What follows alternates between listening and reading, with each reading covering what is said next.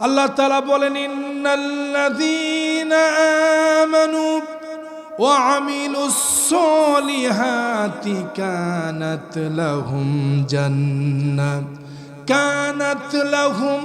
জান্নাতুল ফিরদাউসি নুজুলা।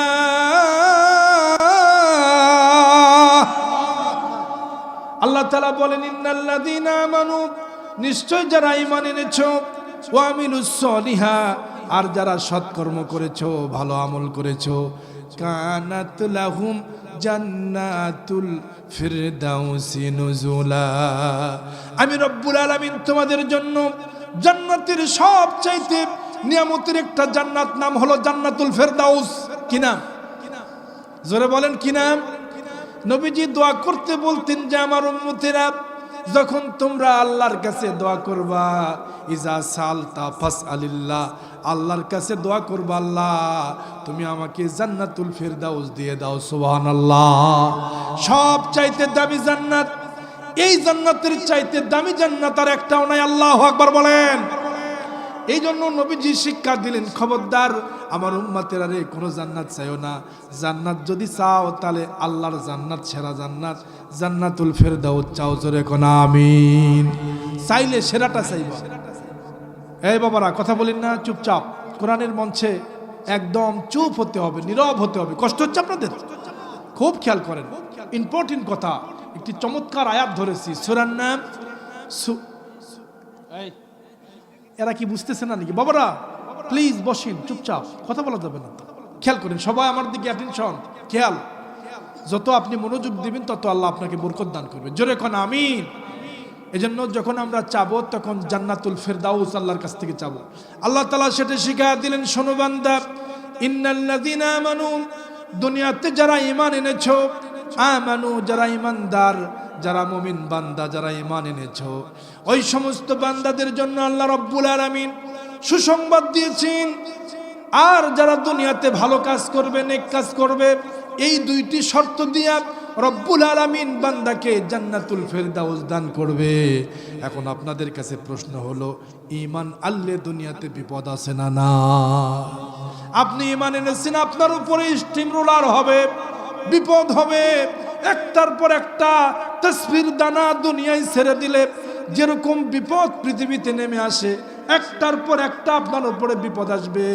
সাহাবায়ে কেরামদের উপরে এরকম বিপদ এসেছে। নবীজির সাহাবী রাদিয়াল্লাহু তাআলা আলাইহিম আজমাইন ইসলাম কবুল করার কারণে যে বিপদগুলি সাহাবায়ে কেরামদের উপরে এসেছে, আল্লাহর নবীর সাহাবী হযরতে হানজালা রাদিয়াল্লাহু তাআলা আনহু, ইসলামটা এমনি আসে নাই। ইসলাম আনতে গেলে, কবুল করতে গেলে একটার পর একটা আপনার উপরে বিপদ আসবে, বালা মুসিবত আসবে। এই জন্য ঈমানদার হতে গেলে কমসে কম 10টা কষ্ট, 10টা বিপদ আপনার উপরে আসবে। এক নম্বর বিপদ হলো আল্লাহ পাকের উপরে ঈমান, তাওয়াক্কুল করা, ভরসা করা। আপনি যদি ওমাইয়া তাওয়াক্কাল আলাল্লাহি ফাহুয়া হাসবুহ, যে ব্যক্তি তাওয়াক্কুল করে আল্লাহর উপরে, তার জন্য যথেষ্ট। তিনি কে? সবাই বলেন না, জোরে বলেন, তিনি কে? আল্লাহ সুবহানাহু ওয়া তাআলা। তিনি আপনার জন্য যথেষ্ট। প্রিয় একজন রাসূলের সাহাবী, নাম হলো হযরতে হানজালা। জোরে বলেন কি নাম? ইসলাম কবুল করার কারণে, ইসলাম আনার কারণে, ইসলাম স্টেপে আসার কারণে নবীজি মক্কা থেকে মদিনায় চলে গেছেন। যাবার পরে ইসলামী হুকমত যখন ঘোষণা হয়েছে, তখন যারা ঈমানদার তাদের উপরে, মদিনার ছোট্ট ছোট্ট বাচ্চাদের উপরে জন্ম নেওয়ার পরেই তাদের জন্য প্রথম হুকুম হলো যে কোনো সময় কাফেররা তাদের উপরে আক্রমণ করতে পারে। এরকম একটা ভয় ছিল কিনা? জোরে কোন। দারুণ ভয়। এটা আমরা বাস্তব প্র্যাকটিক্যাল পেয়েছি। এখনো ফিলিস্তিনের যে মুসলমান, এ বাবা আবার কথা বলতেছি কেন? এই বাবা, এই খুব খেয়াল করতেন, ইম্পর্টেন্ট আলোচনা চলতেছে, আর ডিস্টার্ব করবো না বাবারা। খুব চুপ, একদম আর কথা বলা যাবে। খুব খেয়াল করেন, একদম চুপ হয়ে যান, একদম খামোশ হয়ে যান, কোনো আওয়াজ চলবে না, শুধু কোরআনের কথা বলবো। আল্লাহ কবুল করুক। একটু জোরে বলেন আল্লাহুম্মা আমিন। মদিনায় নবীজি গেলেন, যাওয়ার পরে ইসলামী স্টেট যখন কায়েম হয়ে গেল, মদিনার ছোট্ট ছোট্ট বাচ্চাদেরকে হুঙ্কার দেওয়া হলো, রে মদিনার ছেলেরা, যে কোনো সময় মদিনায় আমরা আক্রমণ করব। মদিনার ছেলেরা বলে আমরা শহীদ হওয়ার জন্য রেডি হয়ে আছি। আমরা জন্ম হয়েছি ইসলামকে প্রতিষ্ঠা করার জন্য। ইসলাম জমিনে হুকমত কায়েম হবে। নবীজি মক্কা থেকে মদিনায় চলে এসেছেন। ছোট্ট ছোট্ট বাচ্চারা নবীকে নেওয়ার জন্য হালান সালান জানায় আছে। তারা রাস্তায় দাঁড়ায়া দাঁড়ায়া নবীকে অপেক্ষা করার জন্য। মহিলারা বাড়ি ঘর পরিষ্কার করেছে। মহিলারা মা বোনেরা বাড়ি ঘর ঝাড়ু দিয়া লেপ পোছা দিয়া নবীকে আগমনের জন্য দাঁড়িয়ে আছে আর বলেছে, হারে আমার ঘরে মনে হয় নবীজি আসবে। কেউ জানে না নবীজি কার ঘরে উঠবেন। সবাই আগ্রহ, আমার ঘরে নবীজি যদি আসতো কতই না ভালো হতো।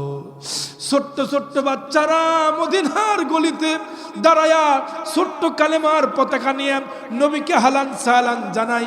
সত্য সত্যই নবীজি মদিনায় যেদিন চলে গেলেন, সাহাবীদের ছোট্ট ছোট্ট বাচ্চারা সেদিন দাঁড়িয়ে দাঁড়িয়ে নবীকে তালা আল বাদরু আলাইনা মিন সানিয়াতিল বিদা ওয়াজাবাশ শুকরু আলাইনা মাদালিল্লাহি বিদা। যখন আল্লাহু আকবার এই কাহিনী করতেছিলেন, এটা বলে বলে নবীকে হালান সালান জানাচ্ছিলেন। নবীজি মদিনায় চলে গেলেন। আল্লাহর নবীকে বলা হলো, হুজুর আপনি কার বাড়ি উঠবেন? নবীজি বলেন, আমার উঠকে আমি ছেড়ে দিলাম, যার বাড়িতে উঠবে তার বাড়িতে আমি যে উঠব। নবীজি উঠ থেকে নামলেন। সব ছোট্ট ছোট্ট বাচ্চারা নবীর সাল্লামকে হাতে হাত রেখে, নবীর হাতের সঙ্গে হাত রেখে তারা বললেন, ইয়া রাসূলুল্লাহ, ইয়া হাবিবাল্লাহ, মক্কার লোকেরা আপনাকে কষ্ট দিয়েছে। আপনি মদিনা মুনাওয়ারায় চলে এসেছেন, ইয়াসরিব শহরে এসেছেন। আপনার আগমনের কারণে এই দেশটা, এই জমিনটা আল্লাহ ধন্য বানায়া দিয়েছে। কি সুন্দর নবী আপনি, আপনাকে দেখে আমরা খুশি হয়েছি হুজুর। নবীকে বলেন, আপনি কি আমাদের দেশ ছেড়ে আবার চলে যাবেন না?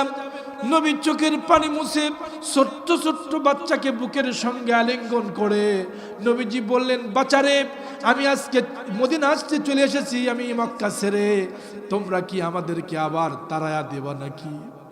তোমরা কি আবার আমার সেই বাবা মার বাড়ির মতো তোমরা কি আমাকে তাড়ায়া দিবা? সেদিন ছোট্ট ছোট্ট বাচ্চারা নবীর চোখের পানি মুছে দিয়ে বললেন, ইয়া রাসূলুল্লাহি, ইয়া হাবিবাল্লাহ, প্রয়োজনে আপনার পাশে থাকব, যুদ্ধ করব, জীবন দিব, তারপরে আপনার পাশ থেকে আমরা সরব না। আমরা পৃথিবীতে এসেছি আপনার সম্মান আকাশ চুম্বি। আমরা আপনাকে পেয়ে আমাদের কলিজা ধন্য হয়েছে। হুজুর চলেন, আমার বাড়ি চলেন। ছোট্ট ছোট্ট বাচ্চারা নবীর হাত টেনে ধরলেন। নবীজি বললেন, না বাবা না, হুট করে এক বাড়িতে আমার কি যাওয়া চলবে না। আল্লাহর নির্দেশ হলো, এই যে ঘোড়াকে আমি উঠকে ছেড়ে দিলাম, এটা যার বাড়ি গিয়ে উঠবে তার বাড়িতে আমি নবী গিয়ে উঠবো। জোরে বলবেন কি আল্লাহু আকবার। উটের পিছনে পিছনে চললেন নবীজি। উটটা ঘুরতে ঘুরতে চলে গেলেন আল্লাহ পাকের নবী, আল্লাহর হাবিবের যে বাড়িটা 100 বছর 500 বছর আগে একজন বাদশা তুব্বাহ, এই বাদশা তিনি তার নামে নবীজি লিখে দিয়েছিলেন যে এখানে একজন নবী আসবেন, নাম হবে মুহাম্মদ সাল্লাল্লাহু আলাইহি ওয়াসাল্লাম। তিনি আসবেন, তার নামে নবীজি একটা দলিল লিখে গিয়েছিলেন তিনি, যে এই বাড়িটা আমি নবীর নামে ওয়াকফ করলাম, আমার ছেলেরা এই দলিলটা নাও। তাকে দিয়ে এসেছেন। তারপরে তার ছেলে, তার ছেলে, তার ছেলে, এই করতে করতে সবার শেষে আবু আমের আনসারি, তার কাছে নবীজির এই যে দলিলটা নিয়ে তিনি বের হলেন। উটটা সেই বাড়ির মধ্যে চলে গেল, দলিলটা নিয়ে এসে বলেন, ইয়া রাসূলুল্লাহি, ইয়া হাবিবাল্লাহ, আপনার যে বাড়িটা দেখেন নামটা লেখা আছে আপনার আব্দুল্লাহর ছেলে নবী মুহাম্মদ সাল্লাল্লাহু, সবাই বলেন না কেন, সাল্লাল্লাহু আলাইহি ওয়াসাল্লাম, আপনি আখেরি নবী, আপনার উপরে নামটা দস্তখত করা আছে, লেখা আছে। এই আপনার জমির দলিলটা আপনি নেন। আল্লাহু আকবার কহ। নবীর বাড়িতে উঠলেন, নবীজি সেখানে থাকলেন। যে জায়গায় নবীজি থাকলেন সেই জায়গায় সাহাবারা এসে আস্তে আস্তে আসতে লাগলো। আমার ভাইরা, এই জন্য মুসলমানদের জন্মই হয়েছে আল্লাহর দ্বীনকে জমিনে বাস্তবায়ন করার জন্য। জোরে বলেন আল্লাহু আকবার। আমরা বাংলার জমিনে থেকে এটা বুঝি নাই। আপনি ফিলিস্তিনের দিকে তাকান, এইমাত্র যে সন্তানটা জন্ম হয়েছে, নবজাতক জন্ম হয়েছে, শিশু বাচ্চা, মাসুম বাচ্চা, বেগুনা বাচ্চা, যার কোনো গুনাহ নাই, এই বাচ্চাটা প্রথম যে শব্দটা শোনে কানের ভেতরে বম্বিং হয় দেশের মধ্যে, বোমার আওয়াজটা প্রথম তার সন্তানের কানের ভেতরে আসে। ওই দেশের শিশুরা জন্মগ্রহণ করে যুদ্ধ নিয়ে, বাতিলের সঙ্গে ইসরায়েলের সঙ্গে যুদ্ধ করতে হবে, তাদের কোনো ভয় নাই। তারা বলে, মা আমাকে যুদ্ধের পোশাক পরে দাও, আমি শহীদ হয়ে যাব। ও মা আমাকে যুদ্ধের ড্রেস পরে দাও, আমরা মরলে শহীদ, বাঁচলে গাজী, আমরা এপারে দুনিয়া ওপারে আল্লাহর জান্নাত। জোরে বলেন না আল্লাহু আকবার। মুসলমানদের কোনো ভয় নাই, মুসলমানদের কোনো টেনশন নাই, আমরা এপারে দুনিয়া ওপারে আল্লাহর জান্নাত। মা আমাকে সাজিয়ে দাও, আমাকে সুন্দর ড্রেস দাও, আমি প্রতিদিন যুদ্ধের ময়দানে চলে যাব। বম্বিং হয়েছে দেশে, যে পরিমাণ আপনার ফিলিস্তিনের উপরে বম্বিং হয়েছে, তারা যেভাবে মিসাইল মারছে, দেশের মধ্যে কোনো বিল্ডিং নাই, মুসলমানদের কোনো ঘরবাড়ি নাই, মুসলমানেরা পাহাড়ের পাদদেশে গুহার ভিতরে কোনো মতে আশ্রয় নেয়, বেঁচে থাকার মতো তাদের কোনো জায়গা জমি নেই। এত নিষ্ঠুরেরা, তারা বুঝতেছে ইমান কাকে বলে, জীবন বাজি রেখে ইমান টিকে রাখতে হয়, তারা বোঝে। আমরা তো এখানে কর্মাপোলা খাই, আর আমরা মুরগির রান খেয়ে আমরা মনে করতেছি ইসলাম তো ভালোই চলতেছে, আমরা 5 ওয়াক্ত নামাজটাও মসজিদে গিয়ে পড়তে পারি না। এমন কপাল পোড়া মুসলমান আছে না নাই? আরে জোরে কর না কেন, আছে না নাই? রাগ করতেছেন নাকি? বেজার হচ্ছেন না তো? আবার আলোচনা কিন্তু ধারাবাহিকভাবে চলবে ইনশাল্লাহ। আমার বন্ধুগণ, ফিলিস্তিনের দিকে আপনি তাকান, আফগানিস্তানের ভিতরে এই অবস্থা ছিল। আমেরিকার চাপ দিয়েছে তাদেরকে যেভাবে, একদিন তারা সবাই একতা যখন হয়েছে, সব আলেমরা এক আলেম আরেক আলেমকে গালি দিয়েছে। যারা আফগানিস্তানের ভিতরে যারা দেওবন্দি, তারা বলেছে, দেওবন্দিরা কওমিদেরকে বলেছে ওরা হলো কাফের। দেখছেন, আলেম এক আলেম আরেক আলেমটা কি বলছে? কাফের। আমরা যে বাংলাদেশে আমাদের যে তাবলিগ জামাতটা ছিল, এই তাবলিগ জামাতের মধ্যে 2টা গ্রুপ হয়ে খুবই বিপদ হয়েছে, কথা বলেন ঠিক কিনা? এখন মসজিদের এক কানায় দেখলাম এই দল আর ওই দল, দুই দলে বলছে এরা হলো ভণ্ড, এরা বলতেছে এরা হলো ফাসিক। কি করবেন? আল্লাহ, আমরা তো বিপদে পড়েছি ভাইজান। এই জন্য আমরা দেশের ভিতরে দেখতে পাচ্ছি, যেভাবে বিপদ, আমরা কামড়াকামড়ি করার কারণে দেশের ক্ষমতাগুলি, দেশের স্টেটগুলি সব মুনাফেক নাস্তিকরা দেশ দখল করেছে, কথা বলেন ঠিক কিনা? আমার ভাইয়েরা, আফগানিস্তানের যে সমস্ত ওলামায়ে কেরাম একজন আর একজনের কাপের ফতুয়া দিয়া যখন দেশটার উপরে আমেরিকার প্রভাব চালু হয়ে গেল, সমস্ত মানুষ ভয়েতে পলায়ন করলো। এরপরে সবাই গিয়া একটা গুহার ভিতরে আশ্রয় নিল। তো গুহার ভিতরে দেখে দেওবন্দি আলেম একজন ওই যে সুন্নি আলেমকে বলছে ওরা হলো মানে মুনাফেক, ই বলেছে ওরা হলো কাফের। তো সমস্ত আলেম দেওবন্দি, তারপরে আপনার হলো কি বলে সুন্নি, ওয়াহাবি, খারেজি, বহুত দল সেই দেশে আছে। সব দলের নেতারা, ইসলামী দলের লোকেরা একজন আর একজনের দিকে তাকায় বলে, ভাইজান আপনি আমাকে গালি দিচ্ছেন, আমিও আপনাকে দিচ্ছি, আর গালি গোলা নাই, আমরা সবাই মিলে কানে ধরে তওবা করলাম, আর কোনোদিন কেউ কাউকে গালি বলবো না, আমরা হাতের সাথে হাত মিলান। সমস্ত আলেমরা এক আলেম হাতের উপর হাত রেখে বললেন, আজ থেকে আমরা সবাই কোরআনের পক্ষের মানুষ, আমরা দেশকে বিজয় করব, আর আমেরিকাকে আমরা আজ থেকে আমরা তাদের শত্রু হব, আমরা সবাই যুদ্ধের ময়দানে যাব, হয় গাজী হব নইলে যুদ্ধ করে দেশ বিজয় করব। মাত্র 18 থেকে 20 বছর যুদ্ধ করার ফলে আজকে আফগানিস্তানে ইসলাম কায়েম হয়েছে। আল্লাহু আকবার বলেন, জোরে বলেন না আল্লাহু আকবার। এরপরে বাতিলরা নেজ গুটায়া বিমানে উঠে পালায় গেছে। আমার বন্ধুগণ, এরকম একটা অবস্থা বাংলার জমিনে হোক, আমরা চাই কিনা? ইসলাম কায়েম হোক, ইসলাম চলুক বাংলার জমিনে, আমরা চাই কিনা? কারা কারা চা? দুহাত তুলে একটু মালিকরা দেখান, একটা তাকবীর হবে, আকাশ বাতাস মুখরিত করে নারে তাকবীর, লিল্লাহে তাকবীর, লিল্লাহে তাকবীর। আল কোরআনের আলো সারা বিশ্বে জ্বলো, কোরআন শোনা যেখানে, তাফসীর মাহফিল যেখানে, আলেম ওলামা যেখানে, ওলি আল্লাহ যেখানে, নারে তাকবীর। আল্লাহ কবুল করুন, জোরে বলেন আমিন। রাগ করছেন কি? তাহলে যে কথাটা বলতে চেয়েছিলাম, নবীজি বললেন ইন্নাল্লাযীনা আমানু, নিশ্চয় যারা ঈমান আনবে, ঈমান আনলে পরে বিপদে যে হবে, এটা বোঝানোর জন্য আমি উদাহরণ দিলাম। আল্লাহ পাকের নবীর সাহাবী নবীজি মদিনায় চলে গেলেন, ইসলাম স্টেট কায়েম হয়ে গেল। মদিনার ছোট্ট ছোট্ট বাচ্চারা যুদ্ধের দামামার জন্য তারা প্রশিক্ষণ নেয়। কোন দিন যেন যুদ্ধের দামামা বেজে যায়, আমাদের নবী আমাদের দেশে এসেছে, এই জন্য মদিনার দামটা বেড়ে গেছে। কোন দিন যেন নবীকে ধরার জন্য ওই কাফেররা কুরাইশেরা আবার আমাদের দেশের উপরে আক্রমণ করে, এজন্য তারা প্রস্তুতি নিল। হঠাৎ করে যুদ্ধের দামামা বদর বা শুরু হয়ে গেল। ছোট্ট দুইজন বাচ্চা, একজনের নাম মুআজ আর একজনের নাম মুআউবিস। আল্লাহু আকবার বলেন। দুই সন্তান ছোট্ট ছোট্ট বাচ্চা নবীর কাছে এসে বলেন, ইয়া রাসূলুল্লাহি ইয়া হাবিবাল্লাহ, আমরা আপনার দলে থাকতে চাই হুজুর, আমাদেরকে একটু যুদ্ধ নেবেন। আমার বাবা দুনিয়াতে নাই, আমরা আপনার দলে একটু যুদ্ধ করতে চাই। আমার মা আমাকে যুদ্ধের ড্রেস পরায়া দিয়েছে। কিতাবের মধ্যে হাদিসের মধ্যে এসেছে আফরার দুই সন্তান, আফরা রাদিয়াল্লাহর দুই সন্তান, একজনের নাম মুআজ আর একজনের নাম মুআউবিস। বুখারীর হাদিসে এসেছে দুইজন সন্তান এতটাই ছোট, একজনের বয়স 13 বছর আর একজনের বয়স 11 বছর, মতান্তরে 9 বছর। এই ছোট্ট যুবকেরা দুইজন তলোয়ার নিয়েছে, মা দিয়েছে একটা তলোয়ার, সেটা এমনভাবে ঘেঁষে ঘেঁষে গেছে। বাড়ির থেকে বের হয়েছেন, তলোয়ার ড্রেস পরা দিয়েছেন, বলছেন বাও বাবা যাও, আল্লাহর দ্বীনকে বিজয়ের জন্য বদরের রণাঙ্গনে যাবা, হয় শহীদ হবা, আবু জেহেলকে না মারা পর্যন্ত বাড়ি ফিরবা না। আল্লাহু আকবার বলেন।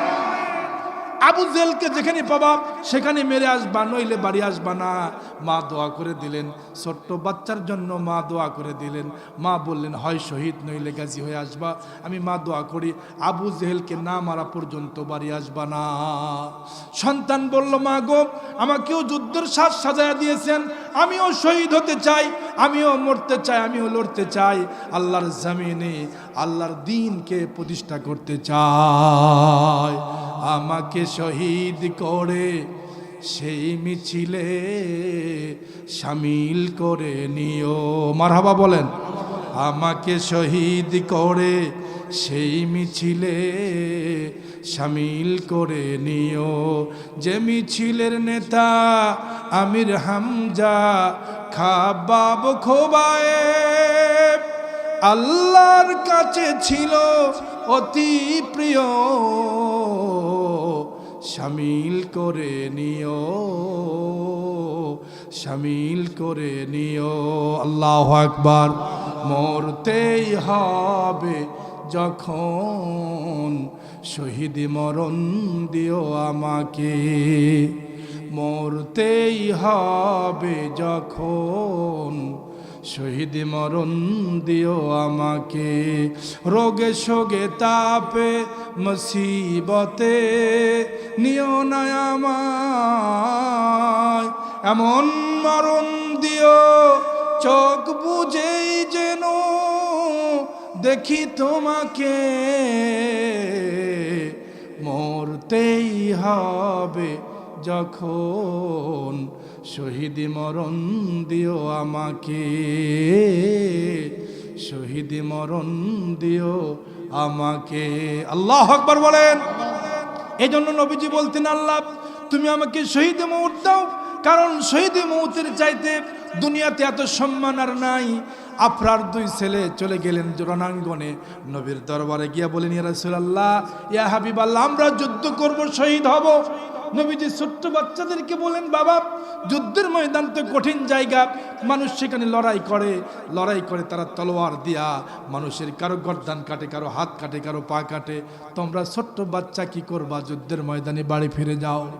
দুইজন ছেলে বলল, হুজুর আমার মার কাছ থেকে দোয়া নিয়ে বাড়ি থেকে চলে এসেছি। আল্লাহু আকবার বলেন। আমরা বাড়ি ফিরবো না যতক্ষণ না আবু জেহেলের গর্দান আমরা কাটবো, ততক্ষণ পর্যন্ত আমরা দুই ভাই বাড়ি যাব না। এই দুইটা সন্তান ভালো না খারাপ? সবাই বলতেছেন না ভালো না খারাপ? আরে আখেরি সন্তান, এর মতো সন্তান কই পাবে? জীবন দিতে চায় ছোট্ট বাচ্চারা। নবীর পাশে দাঁড়া বললেন, হুজুর আমরা বাড়ি যাব না। নবীজি বললেন, শোনো তোমাদের মধ্যে কুস্তি লাগায়া দেব, দুইজনের মধ্যে যে ভালো পারবে তাকে আমি তোমাদের যুদ্ধের ময়দানে নেব। ছোট ভাই আর বড় ভাই দুইজন মিলে কুস্তি শুরু করলো। নবীজির সামনেই কুস্তি হচ্ছে, নবীজি দেখতেছেন।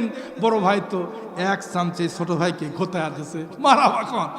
ছোট ভাই কানে কানে বলতেছে, ভাই জান তুমি কিন্তু জিতছো, আমার একটা সুযোগ দাও, সুযোগ দাও, সুযোগ দাও, আমিও যেন যুদ্ধের থেকে বাড়ি না যাই, তুমি একটু ঢিল মারো, আমি একটু টান মারি। আল্লাহু আকবার কর।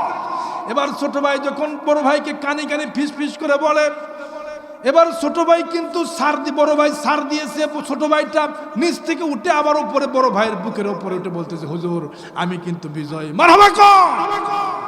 দুই ভাই কিন্তু আল্লাহ নবীর দরবারে বিজয় হলেন। নবীজি বলেন, যাও তোমরা আসলে বুদ্ধিমান, আল কাইয়িসু মান দানা নাফসাহু ওয়া আমিলা লিমা বাদাল মাউত, তোমরা হচ্ছে বুদ্ধিমান ছেলে, তোমরা হচ্ছে জ্ঞানবান ছেলে। এই চালাকি করার কারণে, একটু হিকমত করার কারণে দুইজনকে আমি কবুল করলাম। তোমরা দুইজনে আমার সঙ্গে যুদ্ধের ময়দানে থাকবা, তবে আমার কাছাকাছি থাকবা। সুবহানাল্লাহ। যুদ্ধের রণাঙ্গন শুরু হয়ে গেল বদরের ময়দানে। নবীজির পাশেই দুইজন সাহাবীর সন্তান, সাহাবীর সন্তান দুইজন নবীজির পাশাপাশি দাঁড়ানো। নবীজিকে বলেন, ইয়া রাসূলুল্লাহ, ইয়া হাবিবাল্লাহ, আবু জেহেল কোথায়? মারহাবা কর। সন্তান দুটোর টার্গেট হলো আবু জেহেল। আবু জেহেল, আবু জেহেলকে যদি খতম করতে পারি, যুদ্ধের রণাঙ্গনে সব কায়েম হয়ে যাবে ইনশাআল্লাহ। ছোট্ট বাচ্চারা বললেন, হুজুর আবু জেহেল কোথায়? নবীজি বলেন, ওই যে দেখো বড় একটা উষ্টির উপরে বসে আছে, বড় সিংহাসন নিয়া, বড় একটা হেলমেট নিয়া। আবু জেহেলের দাড়িটা ছিল একদম নাভি পর্যন্ত। ডাকাতের দাড়ি ছিল একদম কোন পর্যন্ত? নাভি পর্যন্ত, একদম এই পর্যন্ত। দেখতেছো যে সাদা দাড়ি, ওই যে দেখতেছো উঁচু লম্বা বিশাল বড় ডাকাতের মতো এই পর্যন্ত দাড়ি। আবু জেহেলের দাড়ি কিন্তু কম না, দাড়ি দিয়ে আবু জেহেল সবার উপরে। হাই হাই, এই যে মেরাজের রাত্রিতে চলতেছে এখন, এই মাসটার নাম কি বলেন তো? রজব। রজব কি মাস নাম বলেন? রজব মাস। এই মাসে নবীজি মেরাজ করেছেন। আবু জেহেল বিশ্বাস করে নাই। নবীজি বলছেন, আবু জেহেল এসে বলছেন, ইয়া রাসূলুল্লাহ, আপনি তো নতুন নতুন ঘটনা প্রতিদিন শোনান, আজকের দিনে আপনি কি ঘটনা আছে? নবীজি বললেন যে, চাচা আজকের দিনের ঘটনা মিরাক্কেল একটি ঘটনা, যে ঘটনাটা জীবনে কোনোদিন শোনেন নাই। সুবহানাল্লাহ। কয় ভাতিজা কি ঘটনা বলো তো? কথা আপনি তো ঈমান আনবেন না? না, ঈমান আনবো। নবীজি বলেন, তো এরকম তো আপনি বহুদিন বলছেন, আমি আপনার কাছে একদিন বলেছি। একটা পাথর নিয়ে আবু জেহেল নবীর দরবারে গিয়ে বলতেছি, ইয়া মুহাম্মদ, হে আল্লাহর নবী, আমরা বলবো সাল্লাল্লাহু আলাইহি ওয়াসাল্লাম, হে নবী বলো তো আমার হাতের মধ্যে কি আছে বেটা, বলো তো। নবীজি বলেন, চাচা শোনেন, আমি যদি এই পাথরের আপনার হাতের মধ্যে যে বস্তু আছে, এটা আমি না বলে যদি এই বস্তুটা আপনার সামনে বলে দেয়, তাহলে আপনি খুশি না বেজার? মারহাবা কও। নবীজির কাছে এই প্রস্তাব দিলেন। নবীজি বলেন, হ্যাঁ আমি খুশি, আমি নিজেই খুশি আছি, দেখি তুমি বলো কেমনি পারো। তাহলে ঈমান আনবেন? হ্যাঁ, সাথে সাথে ঈমান আনবো। কি ডাকাত দেখেন, বলতে সাথে সাথে ঈমান আনবো। হ্যাঁ ঠিক আছে। নবীজি এবার হাতে ইশারা করলেন, আমার চাচার হাতের মধ্যে বস্তুটা তুমি বলে দাও, কি তোমার হাতের মধ্যে আমার চাচার? এবার ভিতর থেকে আওয়াজ আসলো, আসসালাতু ওয়াসসালামু আলাইকা ইয়া রাসূলুল্লাহ, আসসালাতু ওয়াসসালামু আলাইকা ইয়া হাবিবাল্লাহ, ও আখিরি জামানার নবী, আল্লাহ রব্বুল আলামিন, আমি একটা ছোট্ট পাথর, আমি একটা হাজার, আমি একটা নগণ্য পাথর, আল্লাহ রব্বুল আলামিন আমাকে কথা বলার সুযোগ দিয়েছেন। জোরে বলবেন কি আল্লাহু আকবার। আমাকে আল্লাহ রব্বুল আলামিন কথা বলার সুযোগ দিয়েছেন। এবার নবীজি বললেন, বলো তাহলে তুমি কি? তিনি সাক্ষ্য দিলেন, আশহাদু আল্লা ইলাহা ইল্লাল্লাহু ওয়াহদাহু লা শারীকা লা ওয়া আশহাদু আন্না মুহাম্মাদান আবদুহু ওয়া রাসূলুহু। জোরে কোন আল্লাহু আকবার। কালমা শাহাদাতে আছে আল্লাহর জ্যোতি, ঝিনুকের মাঝে লুকিয়ে আছে যেমন মতি।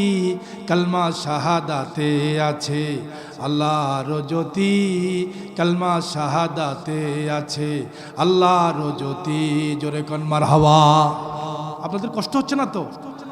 টানে আওয়াজ করতেছি, কষ্ট হবে না তো ইনশাল্লাহ? বুঝতেছেন ইনশাল্লাহ? আল্লাহু আকবার কোন। তাহলে নবীজি জানায়া দিলেন আমার হাতের মধ্যে। তখন তিনি আবু জেহেল শুনতেছে, যেই মাত্র শুনছে, কালেমার সাক্ষ্য দিচ্ছে, ফালায়া দিয়ে বলতেছে, যা পাথর যা, তুই আমার কথা শুনিস না, ভাতিজার কথা শুনিস। পাথর পর্যন্ত নবীর কথা শুনে। আল্লাহু আকবার বলেন। নবীজিকে এসে বললেন, হে মুহাম্মদ সাল্লাল্লাহু আলাইহি সাল্লাম, বলুন তো, ওই যে আকাশের চাঁদ দেখা যায়, ওই যে চাঁদটা, ওই আকাশের চাঁদটা কি তুমি পারবে দ্বিখণ্ডিত করে দিতে? কয় চাচা গো আমি পারবো। মারহাবা বলেন। আরো জোরে বলেন না মারহাবা, আরো জোরে বলেন না মারহাবা। নবীজি বলেন হ্যাঁ পারবো চাচা, কিন্তু শর্ত হলো যদি পারি তাহলে কিন্তু ঈমান আনার ঘানমু। এরকম আবু জেহেল কিন্তু একবার আর দুইবার বহুবার শর্ত করেছে। আল্লাহু আকবার কোন সমস্যা হয়েছে? আচ্ছা খুব খেয়াল করেন বাবাজির, একটু বসেন ইনশাআল্লাহ। আমাদের প্রধান অতিথিরা আসতেছেন আজকের মাহফিলের রৌনক যারা, আর কোনো সমস্যা নাই ভাইজান। হ্যাঁ আমাদের অত্যন্ত মহব্বতের ভাইজান। হ্যাঁ জি আলহামদুলিল্লাহ, জি জি বসেন ইনশাআল্লাহ বসেন। আজকের মাহফিলের অতিথিবৃন্দ এসেছেন আলহামদুলিল্লাহ, ভালো আছেন আপনারা? আল্লাহ আল্লাহু আকবার। জি জি অনেক সুন্দর এই পরিবেশে আপনারা যে এসেছেন খুব খুশি। লিল্লাহি তাকবীর। আজকের মাহফিলের অতিথিবৃন্দ এসেছেন ভাইজান 8 নম্বর আজকে এসেছেন, দেখছেন চিন্তা করুন আজকে আসলে মাহফিল বেশি, কথা বলেন ঠিক কি না? আজকে অতিথিবৃন্দ অনেক পরে হলেও তাও এসেছেন, আপনারা খুশি না বেজার? আজকের মাহফিলের সম্মানিত অতিথি আলহাজ মোশাররফ হোসেন সাহেব, আপনাদের বস, আপনাদের তাদের প্রতিনিধি হিসেবে আপনারা এসেছেন। তিনি হয়তো বিশেষ কারণে আসতে পারেন না। আসলে একজন মানুষ এতগুলি মাহফিলে যাওয়া সহজ না কঠিন বলেন তো? আসলেই কঠিন, অনেক কঠিন।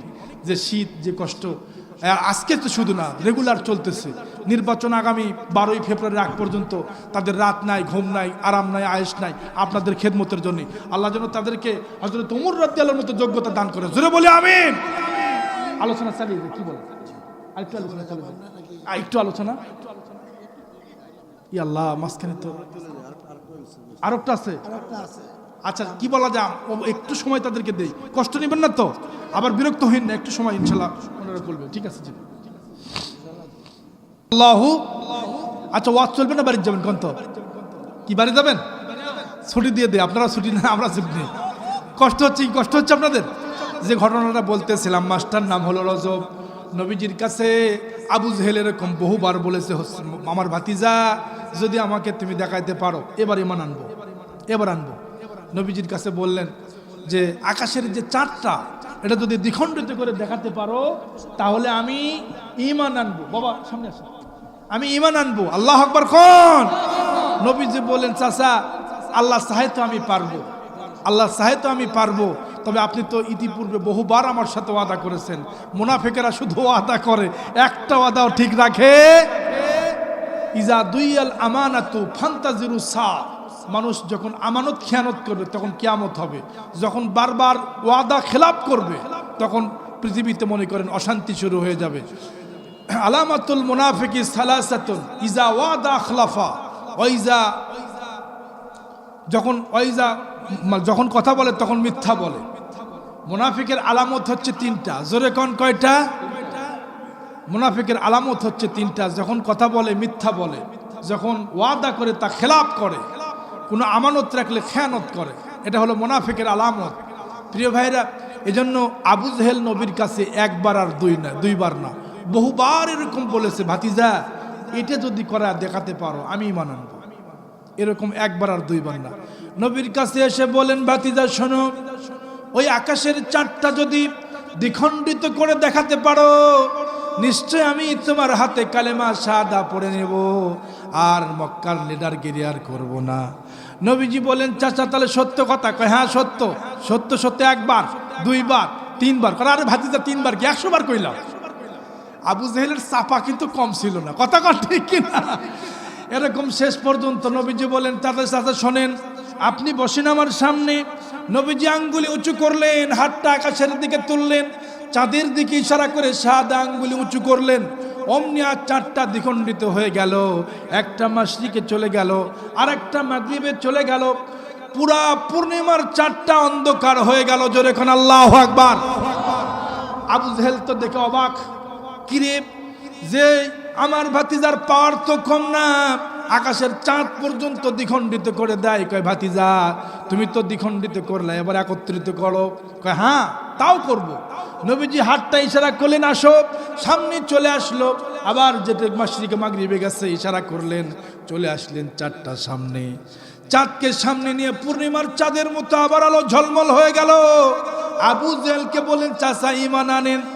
মাথা চুলকার কয় ভাতিজা এটা কি করলা? কালকে করবো মনি। নাউজুবিল্লাহ খ। এরকম আবু জেহেল মার্কা মুসলমান বাংলাদেশে আছে না নাই? মিরাজের রজনীতে নবীজি আল্লাহ পাকের বাড়ি পর্যন্ত ঘুরে আসেন, দুনিয়ায় চলে এসেছেন। বললেন চাচা নতুন নতুন ঘটনা প্রতিদিন শোনায়, তবে আজকের ঘটনাটা মিরাক্কেল একটা ঘটনা। এত ঘটনা কোনো দিন শোনেন নাই। নবীজিকে বললেন যে আবু জেহেলকে বললেন চাচা বসেন, কয় বসলাম। নবীজি বললেন আজকের রজনীতে আমি বাইতুল হাতিমে ছিলাম, সেখান থেকে আমার আল্লাহ আমাকে নিয়ে প্রথম আসমানে নিয়ে গেল, দ্বিতীয় আসমানে বাইতুল মাকদাসে গেছি, সেখান থেকে আল্লাহ তাআলা বোরাকের মাধ্যমে চলে গেলাম, মানে সপ্ত আসমান পর্যন্ত বোরাক। তারপরে আল্লাহর একটা বাহন আসলো, নাম হলো রফরফ।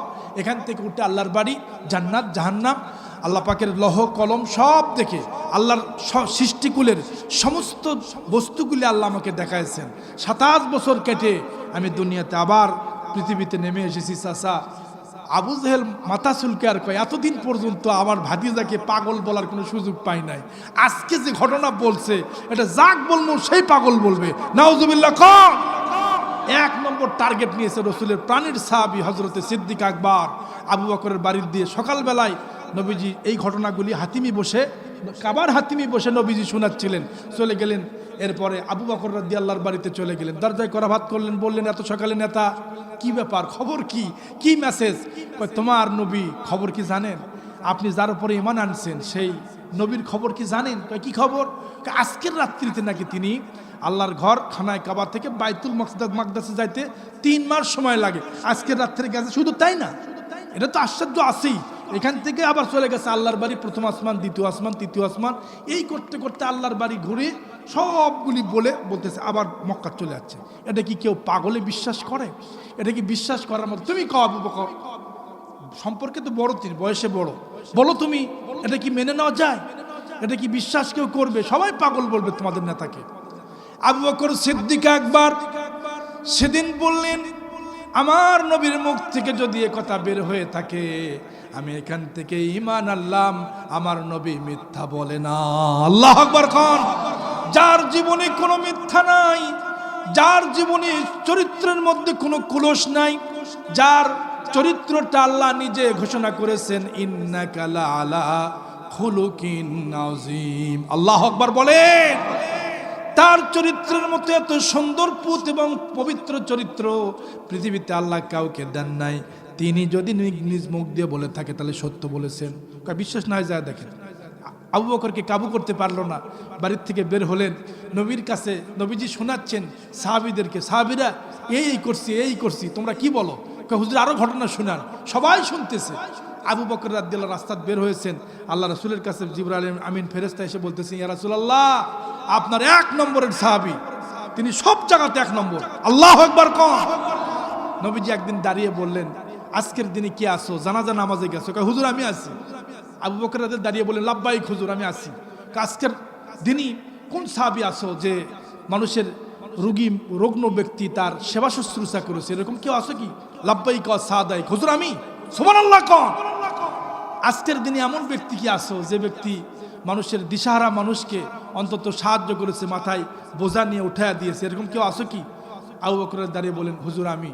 নবীজি বললেন জান্নাতের 8টা দরজা আমার আবু বকরের জন্য ডাকবে কিয়ামতের দিনে। আল্লাহু আকবার বলেন। নবীজির ব্যাপারে তার ব্যাপারে বলেন শোনো, আবু বকর রাদিয়াল্লাহু আসতেছেন, জিবরাইল আমিন আমাকে মেসেজ দিয়ে জানায়া দিলেন প্রথম তিনি সত্যায়ন করেছেন মিরাজকে বিনা দ্বন্দ্বে বিনা দ্বিধায়। আমার কলিজার টুকরা আবু বকর সিদ্দিক আকবর সর্বপ্রথম মিরাজকে স্বীকার করেছেন। জোরে বলবেন কি আল্লাহু আকবার। এই জন্য এই মাসটার দাম অনেক বেশি, এই জন্য এর সময়টার দাম অনেক বেশি। আমার বন্ধুগণ যে আলোচনা শুরু করেছি, আল্লাহ তাআলা বলেন ইন্নাল্লাযীনা আমানু, যারা দুনিয়াতে ইমানদার, ইমান আনবা, ইমানের পরীক্ষা দেওয়া লাগবে। সেখান থেকে চলে গেছে আল্লাহর নবী, চলে গেছেন মদিনায়। জোরে বলেন কোথায়? মদিনায় চলে গেছেন 2 জন সন্তান, আফরা রাদিয়াল্লাহর 2 জন সন্তান, একজনের নাম মুআজ আর একজনের নাম মুআব্বিস। মনে আছে আপনাদের? রাসূলের কাছে বলেন ইয়া রাসূলুল্লাহি আমাদেরকে দেখায়া দেন আবু জেহেল কোথায়? আল্লাহর নবী বললেন ওই যে উঁচু দেখা যায় আবু জেহেল, তার কাছে গেলেই তোমরা দেখতে পাবে। খবরদার আবু জেহেলের কাছে যাও না, আবু জেহেলের কাছে অনেক ছেলেরা আছে, কোন সময় তোমাদেরকে মারবে বাবা, তোমরা 2 জন এখানে থাকবা। কিন্তু সন্তানেরা শুনলো না। 2 জন সন্তান কোন ফাঁকে, রাসূলুল্লাহ দাঁড়ায় দেখতেছেন যুদ্ধের দৃশ্য, কোন ফাঁকে 2 জন সন্তান মারছে দৌড়, মারা বাবা। কষ্ট হচ্ছে না তো আপনাদের? কি সুন্দর টপিক শুরু হয়েছে। এটা যদি সারা রাত চলে তা আপনারা দেখতেছি, আপনাদের দিকে ছায়া থেকে দেখতেছি সবাই চাতক পাখির মতো কি অধর নয়নে দেখতেছেন। মনে হয় কেবল রাত আসরের পরে কি বলে আপনার এশার নামাজ পড়ে মনে হয় কেবল মাহফিলে উঠলাম। আপনারা সারা রাত শুনবেন নাকি? সারা রাত তো আর চল্লিশ বক্তা এখানে মরুক কি কর, এরকম যেন না হয়। আল্লাহ যেন সবাইকে কামিয়াবি দান করে, জোরে বললেন আমিন। আপনারা যদি সারা রাত মাহফিল করার পরে ফজরের নামাজ যদি কাজা হয়, 1 নম্বর পিটন খাবি বক্তা, প্রথম মার হবি বক্তা। কি হবে সব ঠিক না? আপনি আলেম মানুষ, আপনি কেন আল ওলামা ওয়ারাসাতুল আম্বিয়া, তারা নবীদের ওয়ারিস, এত ওয়াজ কে শুনাইতে বলছে? লক্ষ লক্ষ মাহফিল এক জায়গায় রাখলে একটা ফজরের 2 রাকাত নামাজের সমকক্ষ হবে না? হবে নাকি বলেন? হবে না। এই জন্য নামাজটা কাজা না করে আমরা ফজর পড়তে পারবো তো ইনশাল্লাহ? কি পারা যাবে ইনশাল্লাহ? তাহলে কিছু কথা বলতে পারি। প্রিয় ভাইরা শোনেন, 2 জন সন্তান মারছে দৌড়, এক দৌড়ে চলে গেছে আবু জেহেলের কাছে। আবু জেহেল বিশাল বড় উটের বহরে দাঁড়ায় আছেন, তার উপরে তিনি দেখতেছেন আবু জেহেলের তো নিচে খেয়াল নাই। 2 ভাই 2 তলোয়ার হাতে। ছোট ভাইকে বলছে, ছোট ভাই 1 2 3 মারহাবা কম। আমরা যখন 3 মারবো তখন তুমি ওই পাশ থেকে উটের মধ্যে মারবে খুব, আমি এই পাশ থেকে মারবো। 2 জন 2 পাশ থেকে উটের বাহরের উপর মারবো একদম একসাথে। 2 জন সন্তান, যুদ্ধ চলতেছে। ছোট ছোট বাচ্চা কোন দিক দিয়ে আসলো, কিভাবে গেল কেউ তাকায় নাই, মারাবা কম। 2 জন সন্তান এবার একসাথে আবু জেহেলের উটের উপরে এত জোরে করে আঘাত করলো, উটটা হামুগুড়ি দিয়া একদম নিচে পড়ে গেল। আবু জেহেল চিটপাটাং খেয়ে পড়ে গেল। অমনি দেরি না করে বড় ভাই তার বর্ষা দিয়া এক কূপে আবু জেহেলের পেটের মধ্যে ঢুকা দিয়েছে। আল্লাহু আকবার খান। ছোট্ট বাচ্চা 2 ভাই 2 তামাজ থেকে মাইরা দিয়া চাকু বের করে নিয়া, বর্ষা বের করে নিয়া রসুলের দরবারে এসে বলেন, ইয়া রাসূলুল্লাহি আবু জেহেল খতম। মারহাবা কম। ছোট্ট 2 জন বাচ্চার কাছে আবু জেহেল খতম। আবু জেহেল যুদ্ধ শেষ হয়ে গেল। যুদ্ধ যখন শেষ, এই মুহূর্তে আবু জেহেল যখন গ্যাঙ্গাচ্ছে, আল্লাহ রসুল বললেন যে আবু জেহেলের কি খবর?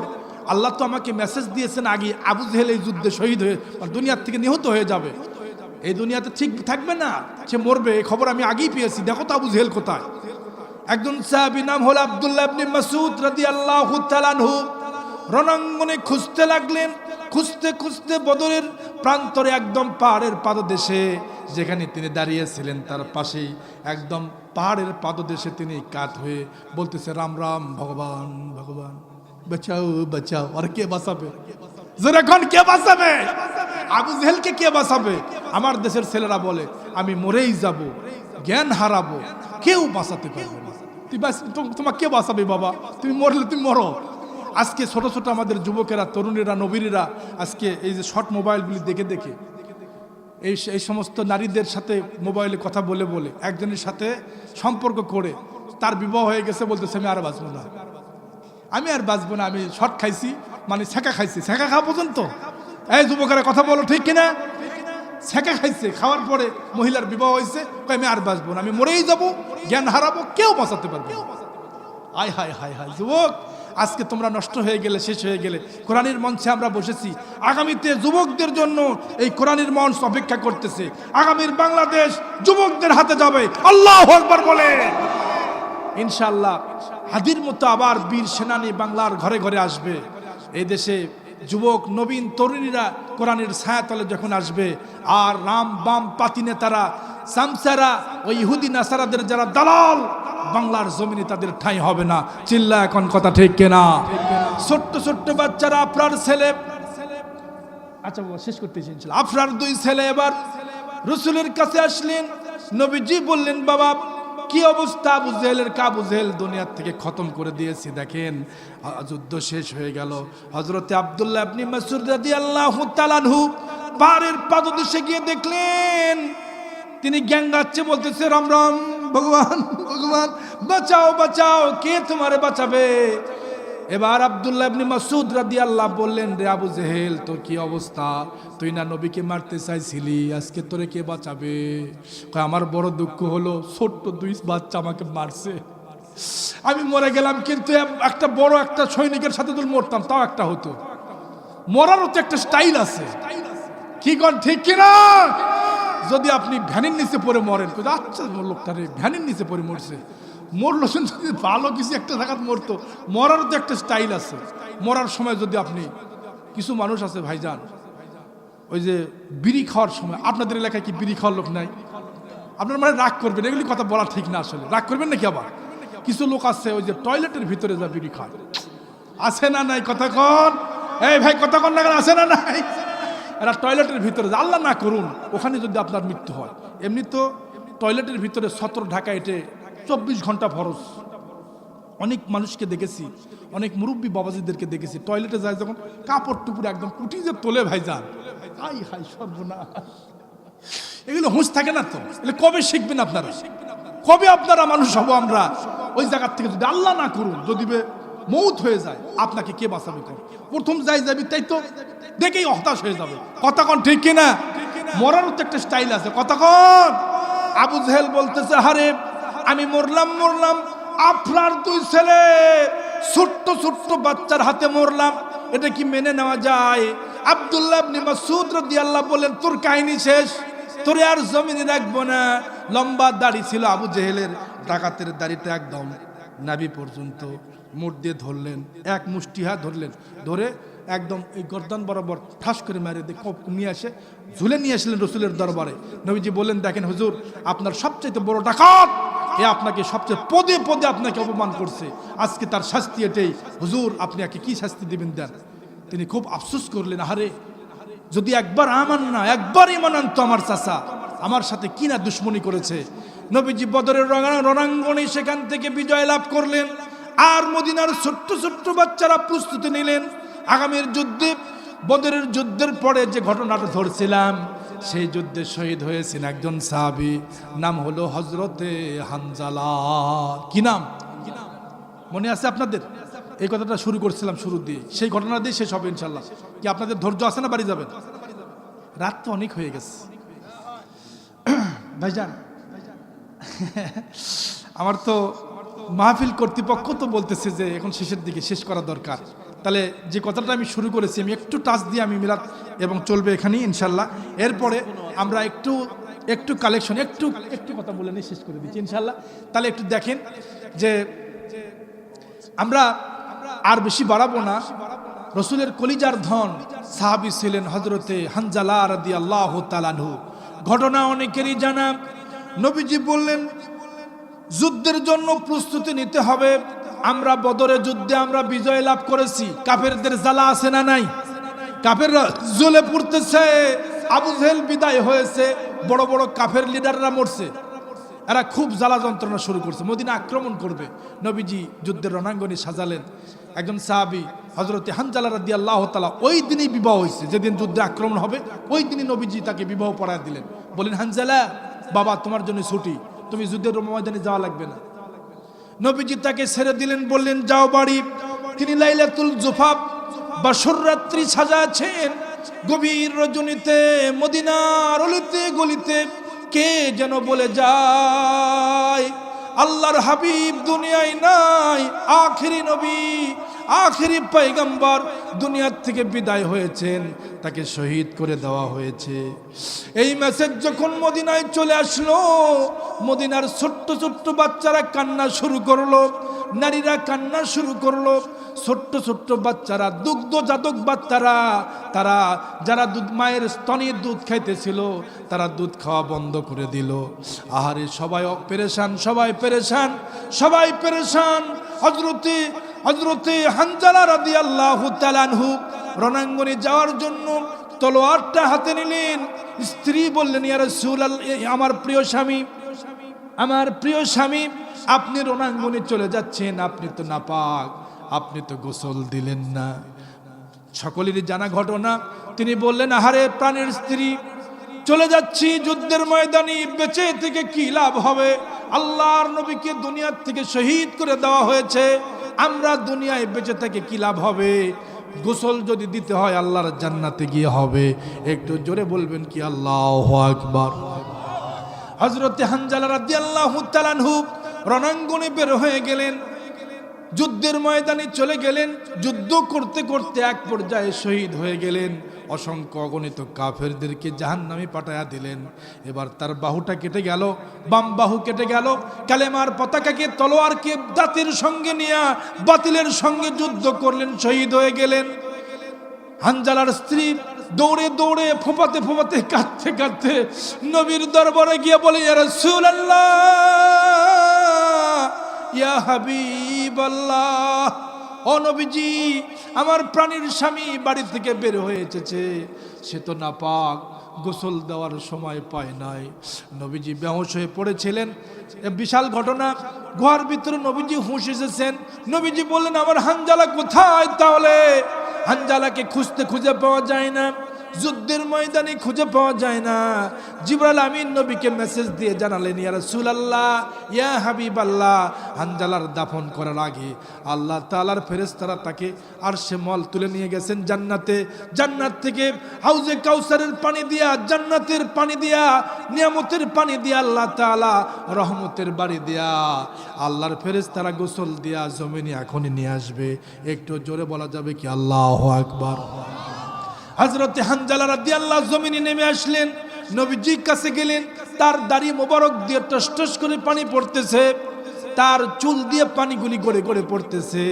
নবীজির কাছে গিয়ে বললেন, আরে আমার হানজালার জীবনে এমন শেষ গোসলটা পর্যন্ত আমার প্রেমের কারণে দিতে পারে নাই। আরেকজন মহিলা উহুদের প্রান্তরে দৌড়ায় দৌড়ায় আসতেছিলেন। একজন সাহাবীর সঙ্গে মহিলার দেখা হলো। মহিলাকে জিজ্ঞাসা করলেন, মহিলা কোথায় যাও? কয়, উহুদে যেতেছি। যে কোনো লাভ নাই, তোমার প্রাণের কলিজার বাবা যে ছিল দুনিয়ার থেকে শহীদ হয়েছে। বললেন, মহিলা বললেন, কে শহীদ হয়েছে জানতে চাই না, আগে বলো আল্লাহর হাবিব দুনিয়ায় কেমন আছেন। মহিলাটা আবার কাঁদতে কাঁদতে সামনে চললেন, গিয়ে বললেন, আমার নবী কেমন আছেন। একজন সাহাবী জিজ্ঞাসা করলেন, মহিলা কোথায় যাও? বললেন, উহুদে যেতেছি। যে কোনো লাভ নাই, তোমার প্রাণের কলিজার টুকরা সন্তানগুলি ছিল ছটফট করতে করতে, কাটা কবুতরের মতো ছটফট করতে করতে জমিনে বিদায় হয়েছে। ও মহিলা, তোমার উহুদে যাওয়ার কোনো দরকার নাই। মহিলা কেঁদে কেঁদে বললেন, শোনো, আমার সন্তান যাওয়ার ব্যথার চাইতে আগে বলো আমার নবী কেমন আছেন। আল্লাহু আকবার। মহিলা আবার দৌড়ায় সামনে, তাকে ধরে বললেন, মহিলা কোথায় যাও? কয়, উহুদে যেতেছি। তোমার প্রাণীর যে ভাই ছিল, দুই ভাই শহীদ হয়েছে, সন্তান শহীদ হয়েছে, তোমার স্বামী শহীদ হয়েছে। মহিলা বলে, কে শহীদ হয়েছে জানতে চাই না, আগে তাড়াতাড়ি করে বলো আমার দয়ার নবী কেমন আছেন। আল্লাহু আকবার। নবীজি গুহার মধ্যে পড়ে গেলেন, চাটাই পুড়ে। সাহাবায়ে কেরাম রাদিয়াল্লাহু তাআলা আনহুম তারা চাটাই পুড়ে, সেই চাটাইয়ের ছাই দিয়া নবীজির ক্ষত বিক্ষত জায়গায় লাগাতে লাগলেন। নবীজির হুঁশ আসলো, বলেন, আমার প্রাণের আলী, আলী কোথায় বাবা তুমি? হযরতে আলী পাগল পারার মতো উহুদের ওই প্রান্তে দৌড়াই, এই প্রান্তে দৌড়াই। কি কঠিন জীবন নবীদের চলেছে, সাহাবায়ে কেরামের কি পরীক্ষা দেওয়া লাগছে। আমার ভাইরা, এবার হযরত আলী রাদিয়াল্লাহু নবীর কাছে আসলেন। নবীজিকে বললেন, ইয়া রাসূলুল্লাহ, আমি তো আপনাকেই খুঁজতেছি, আমি তো আপনাকেই খুঁজতেছি। নবীজি বলেন, আলী রে, রে আমার প্রাণের আলী, ইসলাম এভাবে এসেছে, তুমি আমার কাছে থাকলে আমার সাহস যোগায়। তুমি দূরে গেছো আমি বুঝতে পেরেছি, তুমিও পেরেশান, আমি নবীও পেরেশান। জোরে বলেন আল্লাহু আকবার। নবীজির হুঁশ আসলো। কাফেররা বলল, আমরা জানতে চাই, বলো তো তোমাদের নবী কি বেঁচে আছেন? সিদ্দিক আকবর দাঁড়িয়ে গেলেন পাহাড়ের রণাঙ্গনে। বদর উহুদের যুদ্ধের প্রারম্ভে যে উহুদের দ্বারটা, সেখানে ৭০ জন আল্লাহ পাকের নবীর সাহাবীরা কাতারবন্দি হয়ে শুয়ে আছেন। এখনো সেই উহুদের প্রান্তরে গেলে সাহাবীদের তাজা রক্তের ঘ্রাণ, যারা আশিক রাসূল তাদের নাকের ভেতরে আসে। আল্লাহু আকবার। কারণ শহীদরা মরে নাই। ওখানে আমির হামজা, নবীজির চাচা, সাইয়্যিদুশ শুহাদা শুয়ে আছেন। নবীজি দাঁড়িয়ে, সাহাবায়ে কেরাম দাঁড়িয়ে বললেন, আমাদের নবী এখনো জীবিত আছে, তোমরা আর চাও যদি আসো। একটু ভুলের কারণে মুসলমানদের বিপদ হয়েছে, একটু ভুল। নবীজি তীরন্দাজ বাহিনী সেট করেছিলেন ৭০ জন। কয়জন? জোরে বলেন। ৭০ জন তীরন্দাজ বাহিনীকে আল্লাহ রাসূল সেট করেছেন সেখানে, কিন্তু মনে করেছে যুদ্ধ শেষ। হয়তো আমরা বিজয় লাভ করেছি, কিন্তু এখনো বিজয় যে হয় নাই। তারা সেখান থেকে চলে গেছেন যুদ্ধের রণাঙ্গনে গনিমতের মাল সংগ্রহ করার জন্য। পিছন থেকে শত্রু বাহিনী এসে, কাফেররা এসে ওই গিরিপথ দিয়েই ঢুকছে। ঢুকার পরে মাত্র 10 জনের সঙ্গে যুদ্ধে পেরে ওঠে নাই। তারা পিছন থেকে আক্রমণ করেছে, মুসলমানরা হতাশা হয়েছে। তখনই দুর্দশা চলে এসেছে। নবী যখন জীবিত আছে, সাহাবীদের ভিতরে আবার সাহস এসেছে। সমস্ত কাফেররা মাথা উঁচু করে বলেছে, তোমাদের নবী কি বেঁচে আছে? কয় হ্যাঁ, আমাদের নবী এখনো বেঁচে আছেন। তাহলে আবু বকর কি বেঁচে আছে? কয় হ্যাঁ আছে। ওমর রাদিয়াল্লাহু কি বেঁচে আছে? ওমর কি খাত্তাবের ছেলে, ওমর কি বেঁচে আছে? ওমর রাদিয়াল্লাহু তাআলা তলোয়ার বের করে একটা ছাই ছাই শব্দ হয়েছে, কয় কাফেরের বাচ্চা, আমি ওমর এখনো বেঁচে আছি, আল্লাহু আকবার কর। ওমর রাদিয়াল্লাহু এক হুমকারে কাফেররা পলায়ন করলো। কয় না, আর থাকা যাবে না। নেঙ্গুর গোটায়া ভোঁ দৌড়, এক দৌড়ে তারা চলে গেল। নবীজি বললেন, দেখো ওরা কোন দিকে যায়, ওরা যদি মদিনার দিকে যায় আমরা আবার মদিনাকে রক্ষা করব। তারা ভয়তে আর মদিনার দিকে যায় নাই। ওমর রাদিয়াল্লাহু এক হুমকার দিয়ে সব কাফেররা তাদের পলায়ন করে কুরাইশের কাছে চলে গেছে। বনি খাজরাজ, এরপরে বনি যে সমস্ত গোত্রের লোকেরা যুদ্ধ করতে এসেছিল সব পলায়ন করেছে। সেদিন ইসলামের পতাকা, এরপর থেকে মুসলমানদের সচেতন হয়েছে। নবীর সঙ্গে আর বাকি যেগুলি যুদ্ধ হয়েছে, ইসলাম বিজয়ের জন্য সবচেয়ে বেশি ক্ষতিগ্রস্ত হয়েছে উহুদের যুদ্ধে। জোরে বলেন কোন যুদ্ধ? আমার ভাইয়েরা, এই জন্য ঈমান আনতে গেলে যে বিপদ আছে, 1 নম্বর পয়েন্টটা খালি বলেছি, আরো 9টা পয়েন্ট আজকে থাকলো। যদি কোনোদিন আল্লাহ বেঁচে রাখে ইনশাআল্লাহ বলবো। কষ্ট পাইলেন? রাগ করলেন? আয়াতের শেষে আল্লাহ তাআলা যেগুলি কথা বলেছেন যে কুল্লাউ কানাল বাহরু মিদাদাল লিকালিমাতি রব্বি লানাফিদাল বাহরু ক্বাবলা আন তানফাদা কালিমাতু রব্বি ওয়ালাউ জিনা বিমিসলিহি মাদাদা। তোমরা যদি আমার কোরআন, আমার ব্যাখ্যা লেখা যদি শুরু করে দাও, কোরআনের একটা তাফসীর যদি শুরু করে দাও, কলমের কালি ফুরে যাবে, 7 সমুদ্রের পানি শেষ হয়ে যাবে। তোমাদের কলমগুলি যদি গাছ বানাও, আর খাতাগুলি যদি তোমাদের খাতা লেখার জন্য যদি গাছের পাতা নাও, এই পাতা দিয়ে তুমি যদি লেখা শুরু করে দাও, তোমাদের জীবন শেষ হয়ে যাবে, কলমের কালি ফুরে যাবে, খাতা শেষ হয়ে যাবে। আমি আল্লাহ, আমার প্রশংসা লেখা শেষ হবে না। এমন মহান মালিক যিনি লিখেছেন কোরআন, সেই কোরআন যিনি পৃথিবীতে পাঠায়া দিয়েছেন, তিনি কে? সাগরের জলকে কালি করে, গাছের পাতাকে খাতা করে, তোমার মহিমা লেখা শেষ হবে না। যদিও লিখি প্রভু জীবন ভরে, যদিও লিখি প্রভু জীবন ভরে। আল্লাহু আকবার বলে। সেই কোরআনের কথা শেষ হবে না। আরো রাতের পর রাত চলে যাবে, দিনের পর দিন আসবে, কোরআন শেষ হবে না। এটা কাদিম কিতাব, এটা সেরা কিতাব। আল্লাহু আকবার বলেন। এজন্য এটা তাবিজ বানানোর কিতাব নয়। এই কিতাবটা ঝুলে ঝুলে শুধু পড়ার কিতাব না, এটা হলো আইন কিতাব। এই আইন দিয়ে দেশ চললে পৃথিবীতে শান্তি আসবে। আমরা সেই কোরআন থেকে কথা বলেছি শুরু থেকে শেষ পর্যন্ত। আমরা যেন কোরআনের রঙে রঙিন হতে পারি। আল্লাহ কবুল করুক। জোরে বলে আমিন।